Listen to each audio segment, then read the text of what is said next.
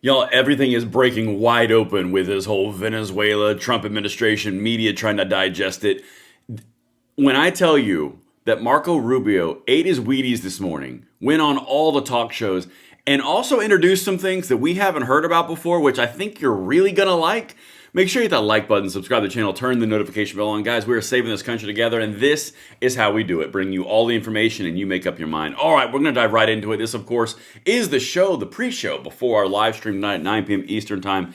Guys, I'm going to take you through 3 clips right now. I'm not going to bury the lead. I'm going to show you what you need to see. But Marco Rubio, on 3 different shows, handles 3 different approaches from the media. I'm going to show you a little bit of comedy. I'm going to show you a little bit of national security, which wasn't introduced until right now. And then I'm going to show you some manipulation that gets stuffed. This is going to be a great video. Make sure you hit that like button, subscribe to the channel, turn the notification bell on. Guys, I'm going to lead with this one because if you watch the video that I'm about to show you right here with Margaret Brennan from CBS Face the Nation, and you don't ask a very simple question based off a very simple observation, watch. You'll do it. Let me hear you in the comments if you saw it. Watch this. Let's get it, Margaret.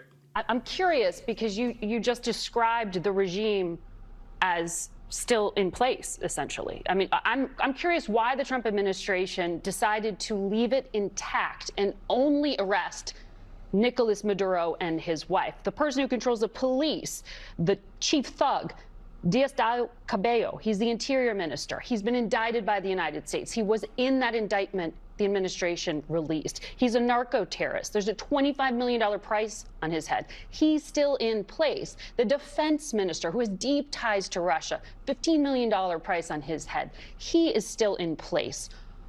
I'm confused. Are they still wanted by the United States? Why didn't... Okay, did you pick that up? I thought, no, you know what? We're going to go big for this part. I thought the whole big pitch, the immediate knee-jerk reaction was, how could you do this? How could you go in and take Maduro? How could you take a warrant that was issued and an indictment that was issued and go down the entire groundwork of how he's not recognized as the legitimate leader of socialist Venezuela because it stole the election from the Biden administration, the Trump administration, and multiple different national organizations, including the EU. Why didn't you get everybody else? Wait a minute. I'm sorry. Are you upset that they took the one guy in an immaculate raid? Or are you upset that they didn't take more in said immaculate raid? What are you upset about? Other than the fact it's just Trump, Orange Man bad, what do you want? Because these two things don't jive if you're claiming the angle of bad. Okay, let's just keep on going. Again, I hope you noticed that. Let me hear in the comments if you did. Let's get it. You arrest them if you are taking out the narco-terrorist regime. You're confused? I don't know why that's confusing to you. They're still in I mean, power. It's very simple. You're not going to go in and wrap up. But you can't go. You're going to go in and suck up 5 people. They're already complaining about this one operation. Imagine the howls we would have from everybody else if we actually had to go and stay there 4 days to capture 4 other people. We got the top priority. The number 1 person on the list was the guy who claimed to be the president of the country that he was not.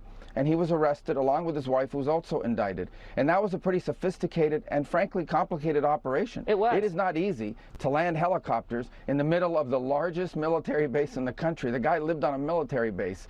Land within 3 minutes, kick down his door, grab him, put him in handcuffs, read him his rights, put him in a helicopter, and leave the country without losing any American or any American assets. That's not an easy mission. And you're asking me, why didn't we do that in 5 other places at the same time? I mean, that's absurd.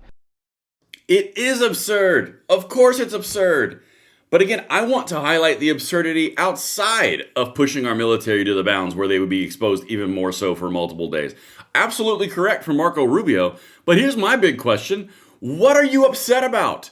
Are you upset about the fact that they did it with the one guy, or are you upset that they didn't do it about the 5 guys? If we could figure out what we're going to do and just be angry and unified in that anger, that would help me completely dismantle your arguments. So if we can get a little bit of consolidation on our grievances, that would be ideal, Margaret.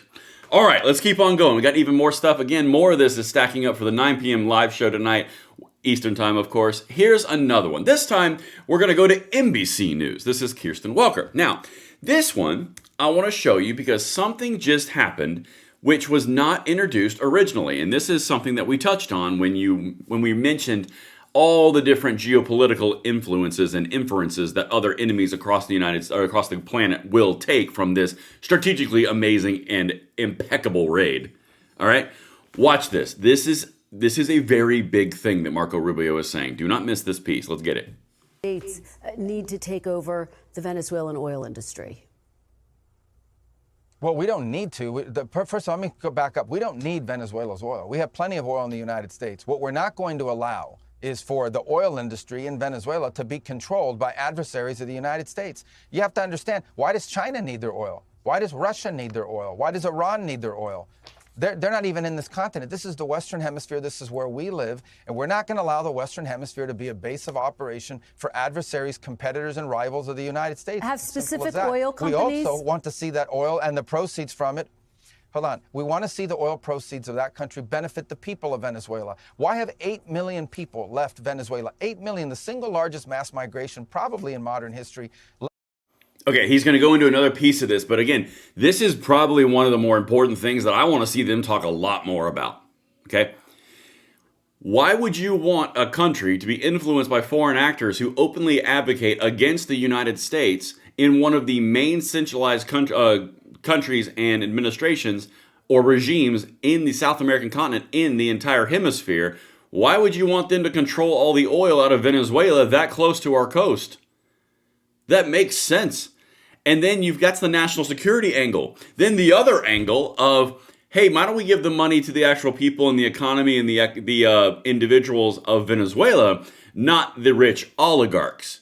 You know, that whole socialist thing that all the lefties really love so much. For some reason, it's totally fine to leave socialism in place where all the money is stolen from the population and then distributed to the oligarchs and then used for nefarious purposes and their own greed and their own corruption. That's fine in Venezuela. But Donald Trump's the tyrant. All of this stuff doesn't stack. I've said multiple times, and I'll allude to this more in the live stream tonight because I have a feeling this is going to continue to show up. The lefties' mindsets, the lefty mind virus, it cannot decode into a coherent strategy. It works really, really well for them on one individual pillar at a time. Focus group tested, completely ironed out. Everything that they try to do is all about a reception of what am I trying to say? The talking point that they're issuing or the topic at the moment. For example, I want to take all the guns away because if we can just save one American life, it's worth all the infringements upon our Second Amendment rights and our rights of our Bill of Rights. Other side, abortion is a woman's right and we should have a choice to choose up to birth. Okay, well, one life is really important over here and one life isn't really important over here. They can't stand together. They are not a coherent strategy. That's why it's so easy to dismantle them, because it doesn't make sense. They contradict each other all the time. But anyway, let's get right back to this. The Venezuelan oil industry. Well, we don't need to. That oil and the proceeds from it. Hold on. We want to see the oil proceeds of that country benefit the people of Venezuela. Why have 8 million people left Venezuela? 8 million, the single largest mass migration probably in modern history, left Venezuela since 2014 because all the wealth of that country was stolen to the benefit of Maduro and his cronies in the regime, but not to the benefit of people of Venezuela. You know how destabilizing 8 million migrants is? The number one fear that Brazil has, that Colombia has, that all these countries in the region have about what's happening in Venezuela and our involvement is they're afraid of another mass migration event. That's what they fear. This is deeply destabilizing stuff. It's not going to continue to happen. They are not going to come from outside of our hemisphere, destabilize our region in our own backyard, and us have to pay the price for it. Not under President Trump. Let's talk. That right there is it in a nutshell. Mass migration, and guys, I'm going to do video on video on video on this because I'm telling you, you're over the target on this one. Let me hear you in the comments. It's not against these regimes to destabilize countries in our periphery and then create a mass migration which puts pressure on our whole system, which drives all the prices up, drives all the population over, drives housing up, groceries up, gas up, puts an economic pressure on the United States because that many people move because of the actions they created in those environments. It's almost like you drop a rock on this side of the ocean and the waves just continue to hit our shores over and over and over again. That is a national security argument. It's not just Venezuela coming to bomb us. It's also the drugs. It's also the gangs. It's also the migration that was instituted and enabled by foreign actors, all controlling the oil in our hemisphere. Y'all, I'm going to be honest with you. That is a strong as hell argument. And I'm going to wrap with this as we go into our live stream tonight. They are off their footing. They don't know how to react. The media says one thing of you're so bad because you did it, and then the other thing, you're so bad because you didn't do it enough. What are the reasons to do it? National security concerns. Here's why in detail. Oil concerns. Hemisphere concerns. Control concerns. Foreign actor concerns. You got all these different reasons.